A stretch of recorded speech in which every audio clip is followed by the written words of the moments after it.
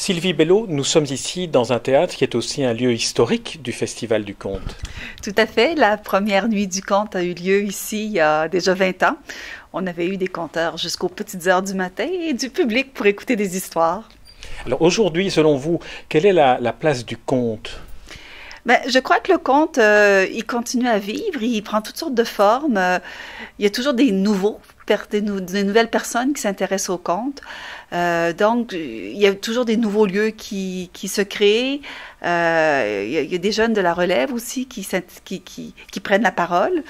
Le conte a cette grande qualité d'être un art portatif. On n'a pas besoin de décors, de costumes, de lampes, de micros.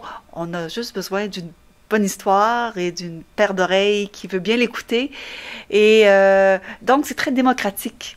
Et je crois que le conte a un bel avenir dans ce sens, où dans un monde où tout va vite, on a besoin de s'arrêter, on a besoin de fermer les yeux et d'écouter, et on a besoin de nourrir cet espace intérieur qu'est l'imaginaire. Alors Sylvie, vous écrivez des contes. Est-ce que vous pouvez nous dire d'où vient l'inspiration d'une conteuse lorsqu'elle se met à écrire? En fait, j'écris un petit peu.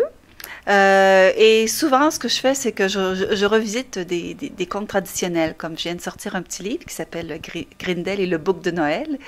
Et mon inspiration vient d'un livre que j'avais quand j'étais petite fille, qui racontait l'histoire d'une petite Grindel et de son bouc de paille. Mais elle, son bouc de paille, qui voulait voir le monde, il était diabolique. Et il finissait dans un feu de paille. Tandis que moi, je me suis partie de ce petit bouc qui voulait voir le monde et je l'ai fait voyager. Donc, j'ai plusieurs animations que je fais à partir d'un conte que je transforme, que je réadapte. Sinon, j'aime bien marier conte et récit de vie, comme j'ai un spectacle que je viens de créer sur mon arrière-grand-oncle qui a vécu dans le Grand Nord chez les Inuits. Et pour moi, c'est une façon de parler de lui, de découvrir son histoire, mais aussi de parler de la culture inuite et de conter ces contes que j'aime beaucoup et qui ne sont pas faciles nécessairement à raconter autrement. Est-ce que ce conte-là, par exemple, vous a appris à vous quelque chose? Oui, beaucoup. Le conte inuit. Oui, en fait, ça m'a appris de découvrir cette personne-là qui appartient à notre famille. Comme elle avait un vécu tellement différent et qui est morte de façon violente et accidentelle, son histoire, il n'y a personne qui l'a racontée. Jusqu'au jour, il y a une dizaine d'années, il y a les cousins du Grand Nord, les petits-fils et les petites filles de mon arrière-grand-oncle qui sont venus rencontrer leurs cousins du Sud, mon père, ses cousins, ses frères.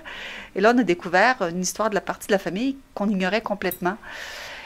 Et il y a une richesse dans cette histoire-là, parce que quand on travaille sur la parole, on s'aperçoit aussi que dans les récits de vie, tout ce qu'on n'a pas raconté ou tout ce qu'on n'a pas dit, parce que justement, ça sortait des chemins bien battus et bien balisés, c'est souvent les histoires les plus intéressantes et c'est celles dont on apprend le plus.